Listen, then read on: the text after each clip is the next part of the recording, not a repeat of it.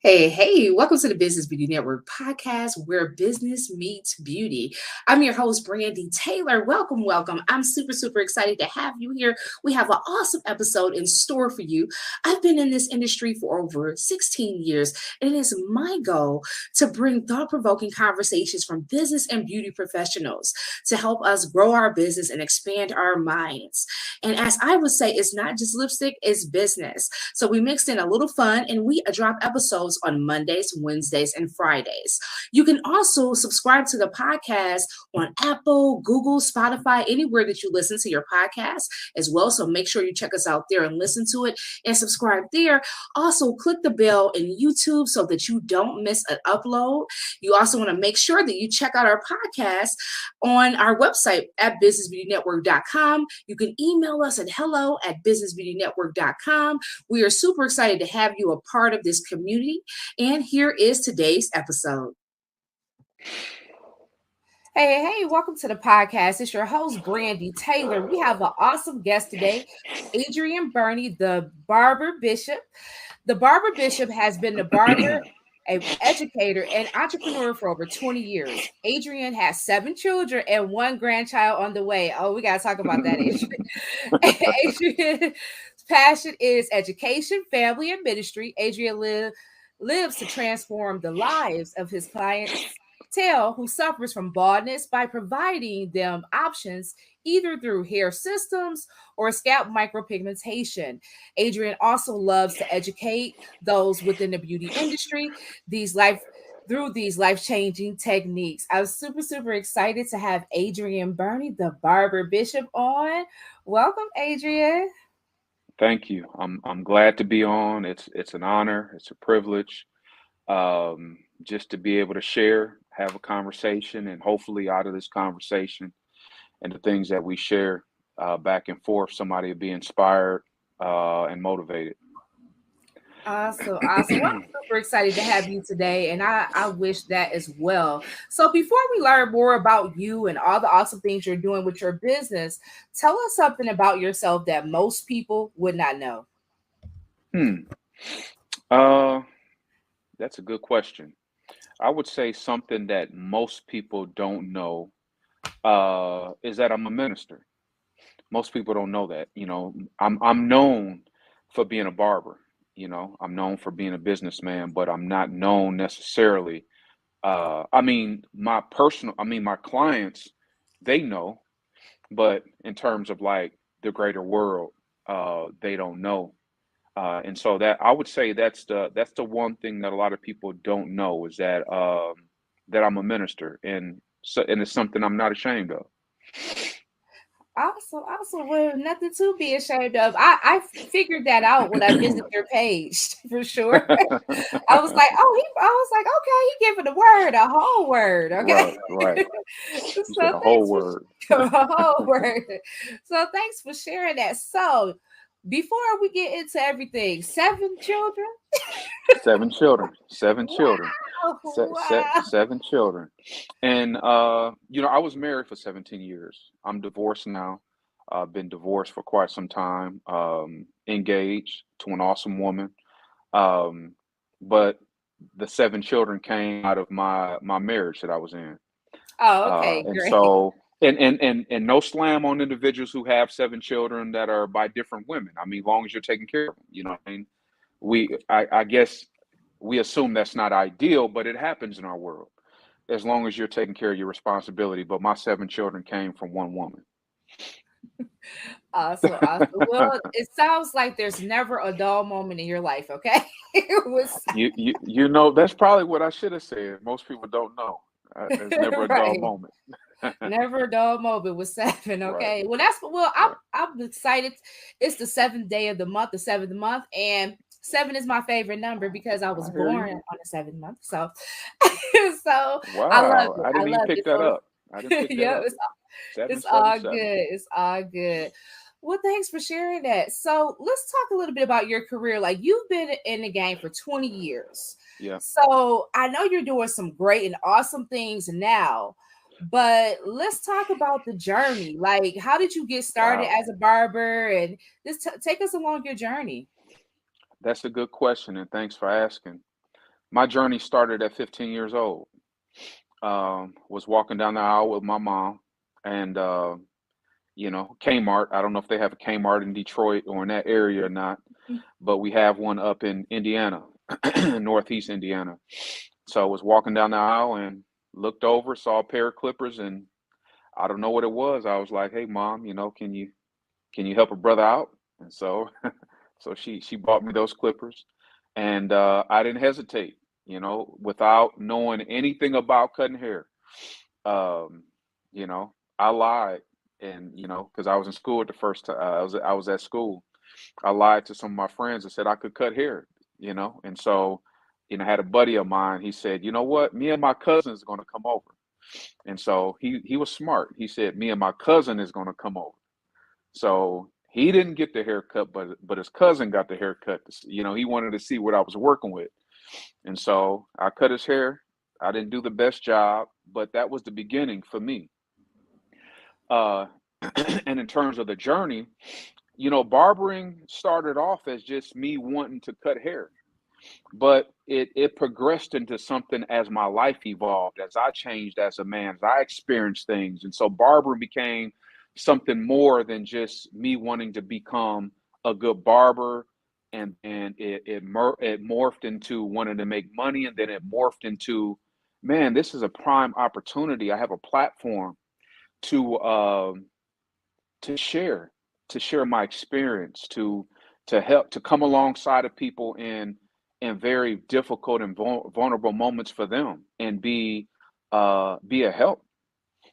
And so that's kind of been the journey, uh, for barbering, for me.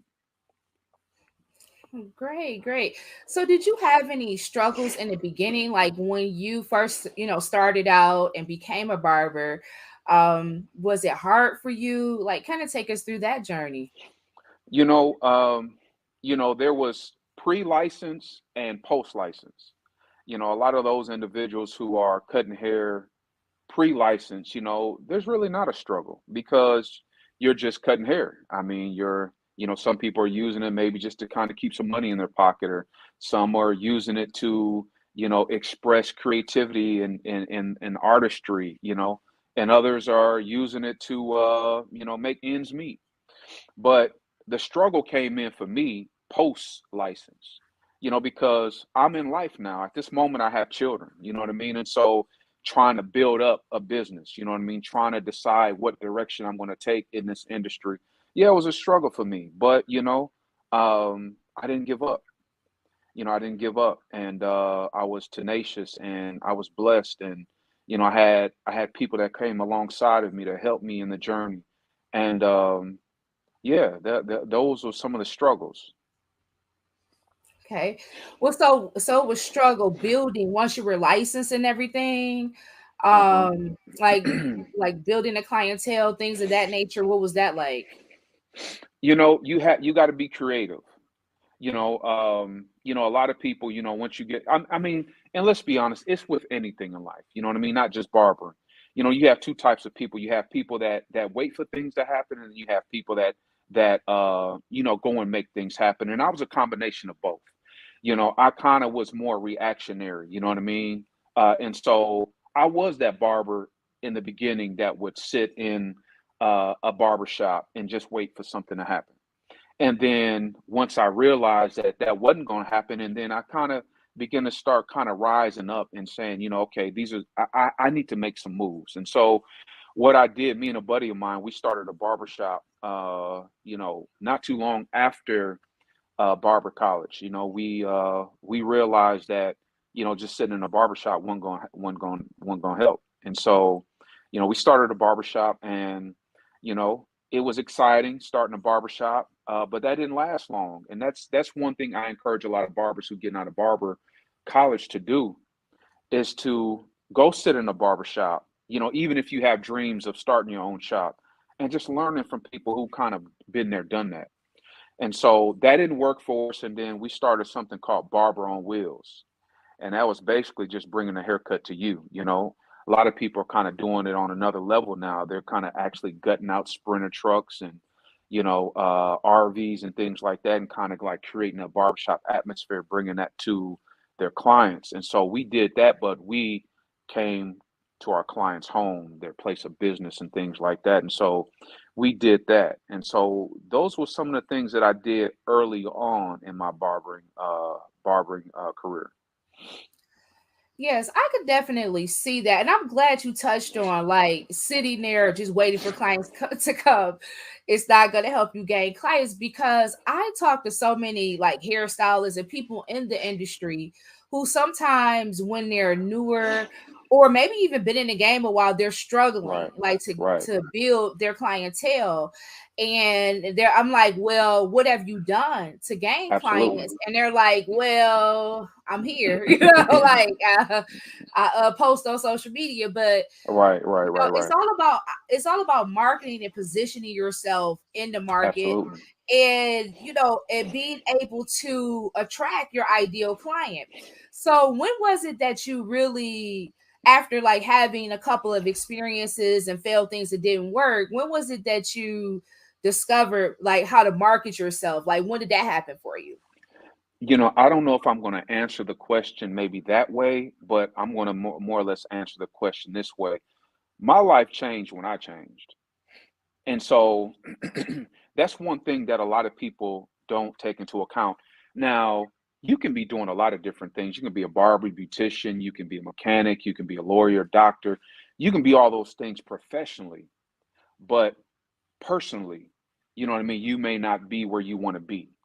And so once you begin to start focusing on personal development, that's when things kind of begin to start kind of blossoming and taking shape. So that happened for me. You know what I mean? I got saved and went off into Bible college for 5 years. I was cutting hair too, but I was developing as a person. It wasn't really just learning about God. It was about, as I was learning about God, I'm learning about myself. And so that automatically translated into me being a better barber.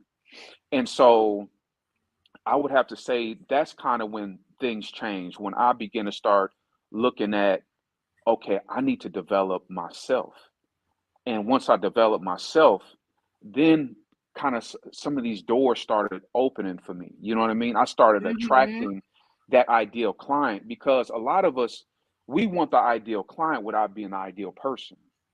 You know what I mean? And so, and when I mean by ideal person, I'm not talking about like perfect. I'm talking about like, you know, you know, game recognized game. And so you attract who you are. And so you can't attract that high value person, high value client, if you're not positioning yourself and developing yourself, reading books that's going to help you develop character, help you to understand about integrity, help you to understand about time management, help you understand about having a positive attitude, having manners and customer service. And that's one thing that I see that a lot of us in our community lack. Now, it's it's no slam on our community, but I've gone in so many barbershops, Brandy, whether it be me trying to promote things or me just trying to, I'm in a new town, just trying to, just see what other barbershops are doing. And there's been so many barbershops across the nation that I've gone to, and I step into the barbershop and I'm met with a head nod, and I'm not met with like, like, hey brother, how you doing? Or, hey, what brings you in? How can I help you?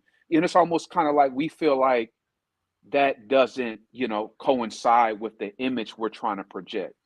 And so we're going to attract those type of clients, those people that are kind of like hard, you know what I mean? Don't really value, you know what I mean, your profession. So they're going to be saying, man, dang, you charge $40 for a haircut? I mean, they're going to be looking for discounts, but when you kind of position yourself, to be that type of person, you attract those people that's not going to ask those questions like, man, why you charge so much? You know? Hmm. I love that. Like, there's so many things, Adrian. Oh my, you touched on so many things, but it's like the mindset. So Absolutely.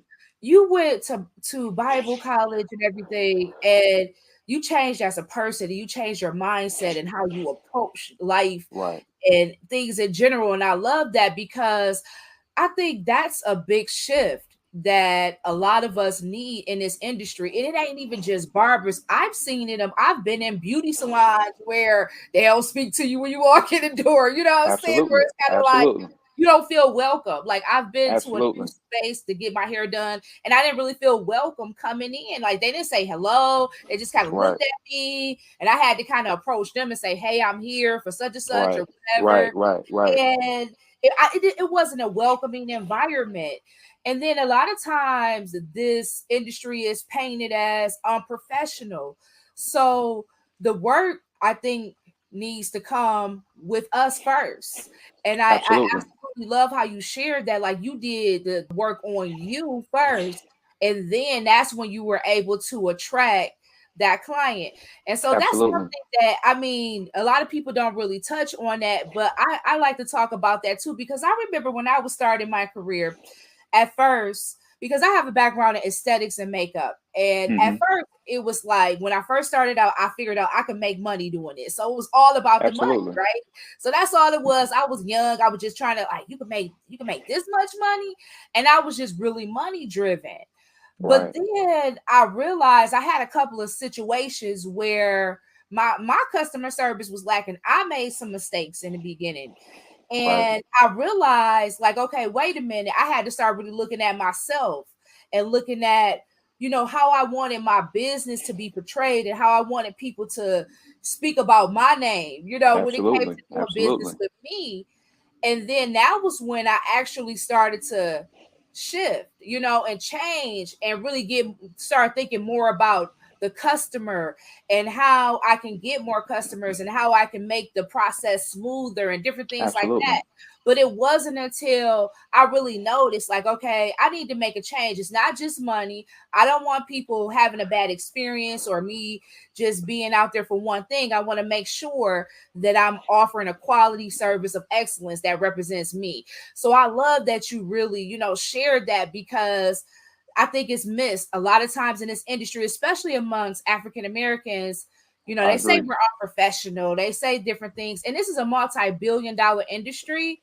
And there's still so many people just struggling to make it in this industry. Why do you think that is? I think you kind of hit the nail on the head. And it's about personal development. It's about, you can have a good product, but the product not being a good environment, meaning the environment being you. You're the environment, And so I know so many great barbers, and I was one of those at one time that had a terrible attitude. And that attitude, I mean, we could just kind of chalk it up because we don't have time to be like trying to go through why people have a bad attitude. We just chalk it up to, hey, got a bad attitude. I may come in for another haircut, but I'm not really about to fool with this person. And so, having a bad attitude has everything to do with the psychology of the person. Like, what have they gone through? Like, we have a whole lot of barbers and beauticians, and it's not by coincidence that we have so many barbers and beauticians that are African American. And we come out of a struggle, and this struggle does not leave us without wounds. And a lot of us are unaware of the wounds that we have as we're trying to progress professionally, as we're trying to, make money. We're thinking that we can just kind of throw ourselves into our profession without dealing and addressing some of those wounds that's going to keep us from advancing professionally. And so we have to deal with the wounds of the barber, of the beautician, so that they can excel. Now, a lot of barbers and beauticians have kind of hung up the clippers, hung up the hair dryer because they didn't want to take responsibility that the reason why their business didn't flourish was not because a lack of participation or a lack of patronization from the community. Their business lacked because of them. And a lot of us don't want to take on that responsibility. Like, it's not their fault. Okay, well, we just got cheap people in the neighborhood. Oh, we black folks, we don't want to tip. You know what I mean? We just chalk it up to all those things because it shines the light on everybody else, but it doesn't put the responsibility back onto us on, okay, there's something going on inside of us that causes us to constantly reschedule appointments, constantly be unprofessional, constantly, allow, just drama to kind of like be in our atmosphere. You know what I mean?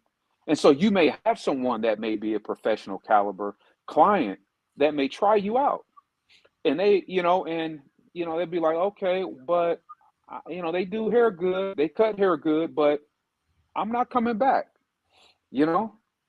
And so you can have the talent, but lack the character, because the character is forged through that self development and going through the process of that hard work of figuring out where I'm lacking at as a person. So that's my answer. Now, as an educator yourself, like, what do you are you addressing these things at all as you're seeing different barbers come under you? And I know you've seen Hmm. some interesting, situations and people, right? Right. Are you like really like encouraging them to work on themselves, personal development, work on their mindsets, read books? Is that something that you encourage? I absolutely do. Not only do I encourage it, but you know, anybody that has been around me that know me, you're going to get better because I'm going to challenge you to get better. You know what I mean? I'm going to force you to get better. I'm not going to let up. You know what I mean? If I see you lacking as pertains to you just kind of giving, pardon my French, a piss poor effort or half-hearted effort, I'm going to challenge that. You know what I mean? And so either you're going to rise to the occasion, or either you're going to find somewhere else to work that doesn't require so much of you. But to answer your question, yes, I do. Every chance I get, I'm pouring into and have poured into the people, that have worked with me, whether it be financially, uh, physically, spiritually, emotionally, mentally, just being concerned about them, because at the end of the day, if they don't get better, the business as a whole won't get better either. And my goal is that they do make money, be able to take care of their family, and not just make money and take care of their family, but be a better person as a result of that. Mhm. What are some things you would like to see change in this industry? I think more love, more love and more humility. We as black folks don't have no humility because we don't got everything out the struggle. We make songs out of getting things out the mud. And so when you getting things out the mud, you ain't asking for help. You figuring things out as you go, and even if you're making mistakes you don't have to make because you want to get it out of the mud, and you're not a real black man or real black woman if you got help. You're only a real black man or a black woman if you've done things independent of somebody's help. And we got to stop forcing that on the culture, because that's not what it means to be a successful black man or a successful black woman, is by doing it on your own. Yeah, you have to do the work in terms of persevering through struggles, but we have to be willing to come alongside, and let people come alongside of us and help us, and not feel like, okay, and stop being so suspicious of one another. We're so suspicious of one another. We're so prideful to where we don't want the help. Like, you know, I've offered free haircutting classes. You would think that the shop would be packed. You would think that I would have my phone, you know what I mean, ringing off the hook for, someone, who's wanting to get the education. But, we would rather learn things in secret by ourselves so that we can say that nobody else helped us along the way. And that's what I would like to see in the industry, and not just in the industry, but as a people. More love for one another. I mean, because we're so quick to talk about one another, to put our mouth on one another. And there's no greater place that we see that reflected than the barbershop and the beauty shop. We're always gossiping about one another, whether it be entertainers, whether it be people who done fell in indiscretion within our communities. We always feel that we have the right to be able to put our mouth on the next man or the next person. And I think that we need to take a different approach, because that same energy we put out, we don't realize it's coming back to us, and we don't realize it's because we put that out. Awesome. I love it. Love, right? Right. We need more love just in general. I love Absolutely. that. I love Absolutely. that. So let's talk about like your expertise because you're changing lives, helping people who suffer from baldness. And I think this is something that women have been struggling with for years and men Absolutely. too. But I think it's been, especially in our community, and correct me if I'm wrong, but it seems like in our community, it's been like a secret, amongst the men. Like Right. it was like a secret that, and then social media kind of opened our eyes to it more, like, oh, it's more, black men are doing this too, because Absolutely. you've been up late at night and you see the infomercial and you see the terrible hair replacements and Right. stuff Right. on Right. the Right. infomercials, and it's usually not for marketed to us, right? Right. Right. So Right. a few years back, I say within the last 5 years or so, it was just like really blowing up on Instagram. You just seeing all these man weaves and and tattooing and all these things. And I mean, I don't know about the chalk lines. I gotta ask you about that too. I said, what's the white line? What is that? And so Foolishness. because should you see that? But Right. but yeah, let's kind of talk about like how did you go from hair cutting to getting into hair replacement? Like kind of take us through that. How I got into that is that I've always felt like I've been on the cutting edge of, wanting to be in the front of any type of change that is happening in the industry. And so that's kind of how I got into it. I saw how the industry was changing. And I'm like, my clients are getting older. And that's one thing you don't realize as a barber. Like, okay, whenever you start as a barber, most start in their 20s, and you got clients who got a nice full head of hair, got a nice hairline, you know what I mean? And then as you've been cutting them 5 years, 7 years, and you see a lot of men losing their hair quicker. And then you're like, okay, and you get men who are talking about, man, I don't know if I want those fibers or this hair color on my head. You know what I mean? So they begin to start like letting you know indirectly that, man, I don't know what I'm gonna do. I don't know if I'm gonna cut this stuff off or what I'm gonna do. And then you start seeing, some of your clients leave because they're like, man, you're shaving my head. I can save the money and shave my head at home. But men don't want to be bald. I don't care how many men that talk about, man, I love being bald. No, they don't. If they had an option to have hair, the issue is they want it to be their own hair, a lot of them. But some men have got to the point to where they don't care what people think anymore. And so it's like, okay, this is a new service out. That's how a lot of men are starting to look at it now. It's a service. You can talk about it, say whatever you want to say. It's a service that's offered, and I'm going to take advantage of it. And so I just started seeing that a lot of men just stopped caring about what other people thought about them. Like this idea of masculinity, like it has to be this way. Like, why do men have to be real, but women can be having all this stuff, and that's considered real to them? Why is it that if I'm losing my hair, okay, in order to be a real man, I just have to be bald? And I just started seeing that shift in consciousness and thought.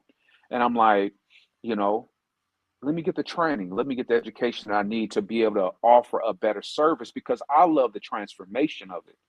I mean, the money's good, but I like seeing a man who has been bald maybe for 5 years and didn't realize that this service was out there or was on the fence for years because, he got family members or even a wife or a girlfriend that, make fun of people who got hair units or hair systems that just decide, you know what, I'm going to do it. I'm going to do something for me. And I think a lot of men are starting to get to that point. I want to do something for me, because I'm a provider. A lot of men are providers. And so when you're a provider, you don't think about you. You think about what everybody else needs. But I think it's a breath of fresh air for men who's starting to think, you know what, I'm going to do something for me. And I think the community is better when men think like that, as long as it's healthy, of course. Yeah, yeah, and I have seen a shift because more people are doing it, and even like what's it, Jalen Rose? I was looking like like he would have went and visited somebody, right? Because I don't remember all that hair. But whatever makes them feel good, I'm not against it at all. I think it's awesome that men are being okay with whatever makes them feel good and confident when they step out. Absolutely. And I feel that if it makes you feel good and it makes you more confident, do it. Like, because I'm gonna Right. do it. You know what I'm saying? So Absolutely. I'm like, Absolutely. I'm not teasing, I'm not against it for men. And the women that are, I don't understand that because we all do our own thing to cosmetics, weaves, or whatever. And I Right. love that. And I love being able to have the transformation. But just seeing the men embrace it as well is definitely something different and interesting.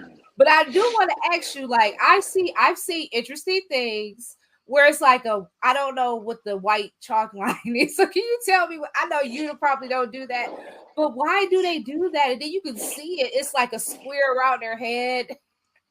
Me being part of the generation I'm part of. I'm part of Generation X. You know what I mean? I think it's the best generation that ever existed. Being a little biased, but I think that a lot of barbers nowadays are not thinking about their clients with the rise of social media and things being so image driven in order to attract clientele, in order to attract attention to whatever service or product you're offering. People are using people as a means to an end.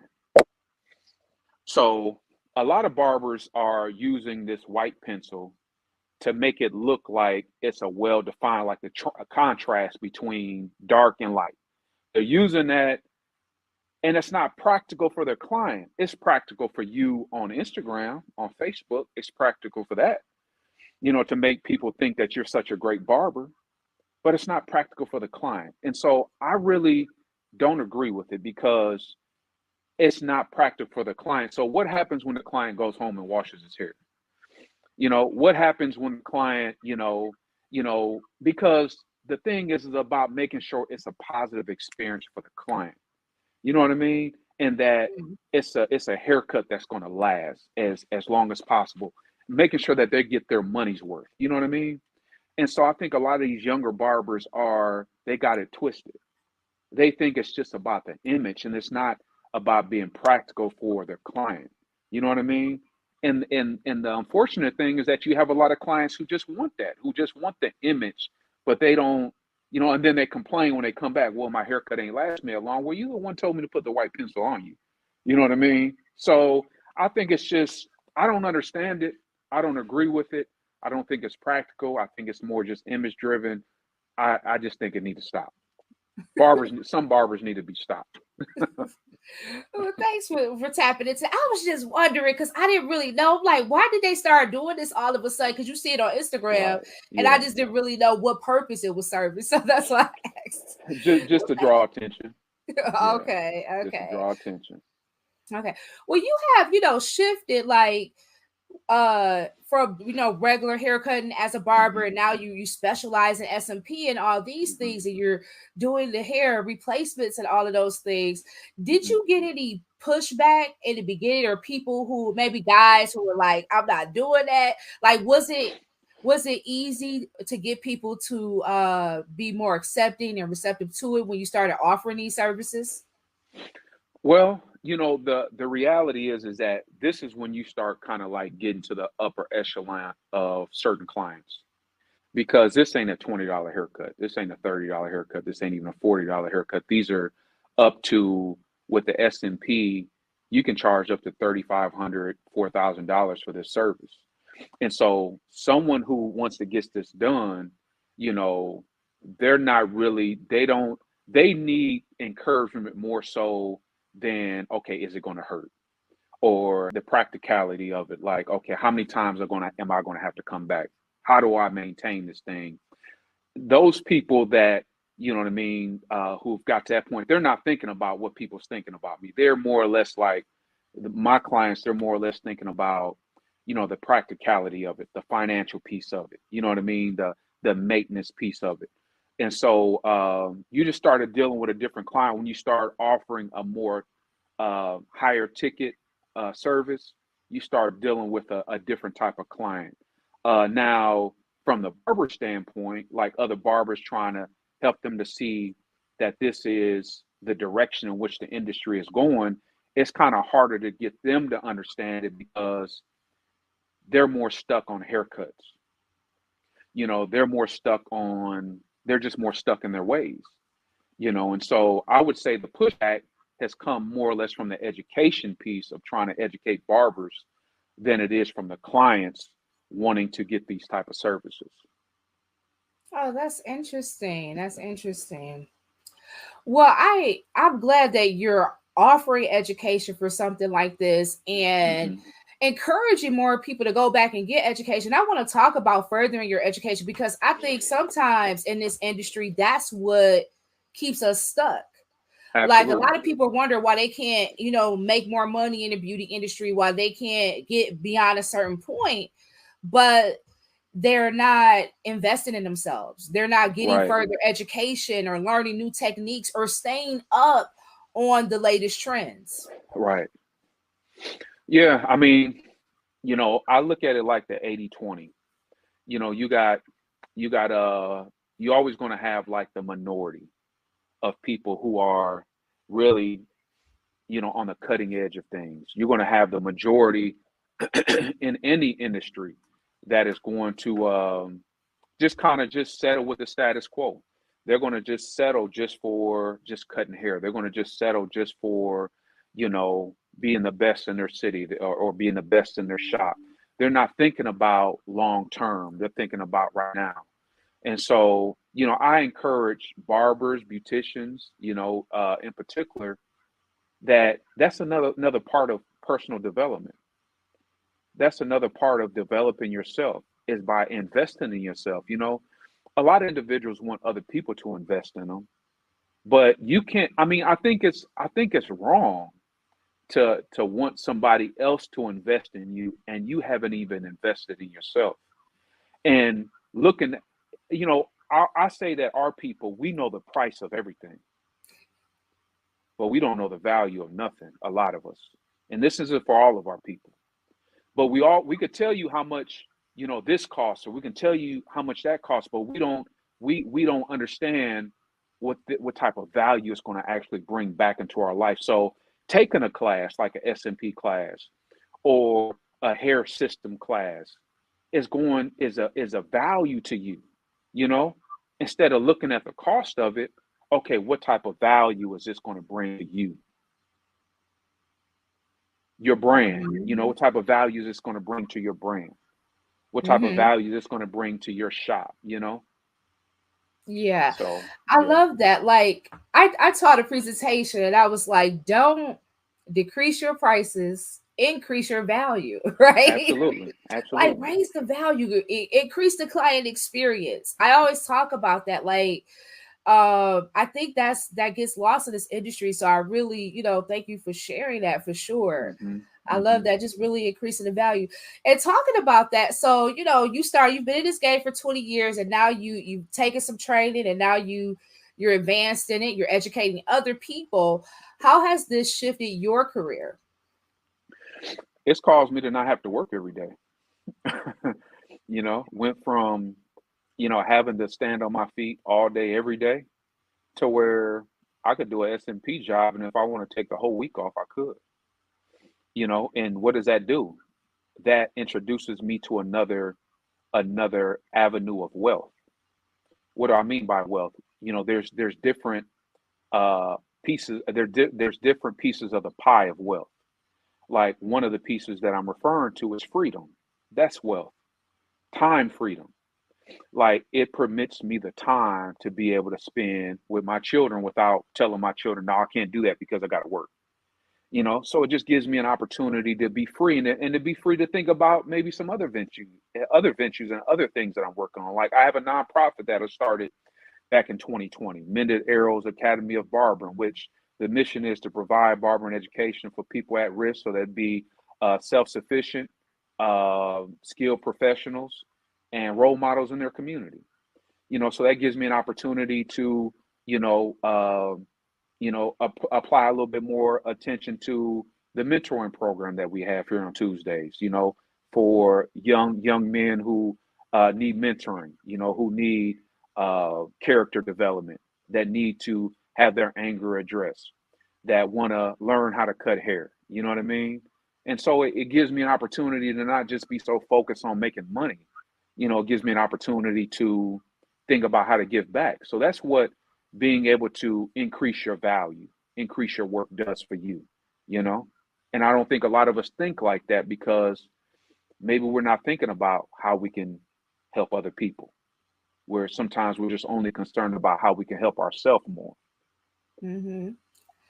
Yeah, I love that. I love that you have a mentoring program and you're giving back in that way. And one thing I want to piggyback off of what you said about that was I remember when I started in the industry, nobody wanted to tell me like how to really get in the industry. Like I was trying to find out like what products do I need to buy? Right, How do I right, do right, this? And I'm right, right, asking right, people in the right. industry and they weren't trying to share no information with me. And I was like, dang, it's like, it was like kind of cutthroat. Like, if I tell her, then she gonna take all the business type of thing. Absolutely, But what I absolutely. realized along my journey is that I could tell you everything I did and exactly how Hmm. I did it. And what God has for me is for me. So that doesn't mean our paths, Absolutely, our journeys, everything is going to be, not the same because our paths are different, our journeys are different. So it doesn't hurt me to help somebody else or to educate somebody else. And one of my goals is to help people to avoid some of the pitfalls that I had to make starting out in my career because nobody helped me. So I made a lot of mistakes absolutely, and fell down and got back up and made some more mistakes and absolutely. did some things. And I try to talk to people about those things so that they don't have to go through all of that and they can understand, That's okay, awesome. work on yourself. Okay, invest in yourself. Okay, find a niche, get a skill, become great at something, master something. And so, yeah, I think that is phenomenal having that freedom to be able to not only service your clients, but then be able to give back as well is great. Right, right. Absolutely, absolutely. Um, yeah, I mean, one thing that I don't think, especially our people, don't realize, but I do believe that we're starting to realize it more. So I want to provide that hope, but also a critique as well. You know, we need to realize that nothing we give away is lost, and nothing we give away takes from us. Actually, the things that we give away adds to us because it makes room. A lot of us in our community, we have a scarcity mindset, because of the conditions that a lot of us were brought up in. And so we think that you gotta keep everything you get, and you have no room to give away anything. And if you do give away anything, you give away crumbs because that's what we've been given. You know what I mean? And so we treat people the way that we've been treated most of the time, unless you have someone that has come into contact with something that is supernatural.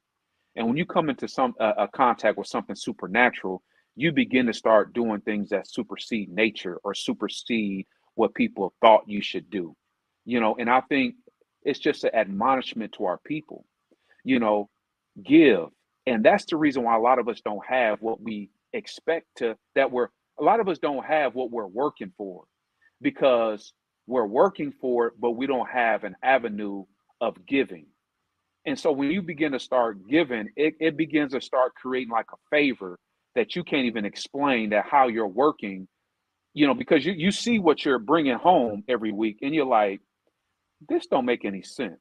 So how am I bringing home this, but I'm still being able to maintain, you know what I mean? Not just maintain, but do a little bit more than what I thought I could do. And you don't realize it's that avenue of you being able to give back. And so I just want to encourage our people, whether it be barbers, beauticians, have a day to where you give back. Now, you may not feel like, okay, I'm not in a position to where I can do it for free. Okay, do it for free. Do it at a very subsidized cost, a very offset cost, to where those people that maybe want your services, you know what I mean, would be able to participate in those services because you're doing and you really are not really going to get the full effect until you do something for somebody that can't do nothing for you. You're not going to get the full effect. And so a lot of us are more business and transaction oriented to where it's like, okay, I'm going to only give if I can see that there's going to be a direct, feed back to me. You know what I mean? So I just want to encourage the Mhm. barbers and beauticians, that's going to listen to this podcast, give back and don't even think about how it's going to come back. Oh, awesome, awesome. That's a tweetable right there, Adrian. I love it. I That was love it. I God. love I it. wasn't even planning to say that. That just happened. Hey, I love it. Well, Adrian, it has been like really awesome learning more about you. Tell us more about like the services you provide, Uh-huh. how people can connect with you, and all of those things. Absolutely. You can connect with me on Instagram, the Barber Bishop, Facebook, the Barber Bishop. You can connect with me through website, thebarberbishop.com. Also the barbershop, Redemption Barbershop Indie.com. Also, if you want to know a little bit about the nonprofit that I'm doing, the website is mendedarrowsfw.org. Um, and you can connect with me through that. And the services that I offer is S&P training for individual barbers, beauticians, anybody in the beauty industry.